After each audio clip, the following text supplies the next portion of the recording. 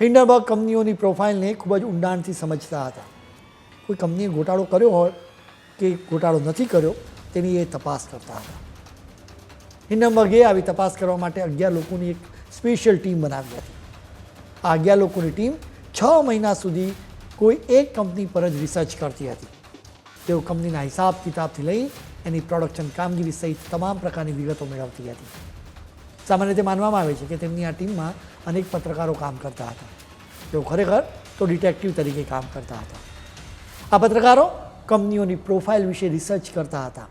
માત્ર રિસર્ચ પૂરતી તેમની કામગીરી નહોતી, બલકે સ્વાભાવિક રીતે પત્રકારોનું મીડિયામાં એક નેટવર્ક હોય એટલે તેઓ આ રિપોર્ટ્સને મીડિયામાં પ્રકાશિત પણ કરાવતા હતા.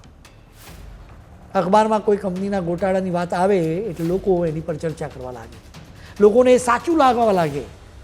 તેઓ માની જ લે કે કોઈ કંપનીએ ખરેખર ગોટાળો કર્યો જ હશે. એટલે રોકાણકારોમાં ડરની લાગણી ફેલાય. તેઓ ફટાફટ સ્ટોક્સ વેચવા લાગે. આવી સ્થિતિમાં હિન્ડનબર્ગના લોકો શોર્ટ પોઝિશન લે. આ રીતે તેઓ ખૂબ જ રૂપિયા કમાતા હતા.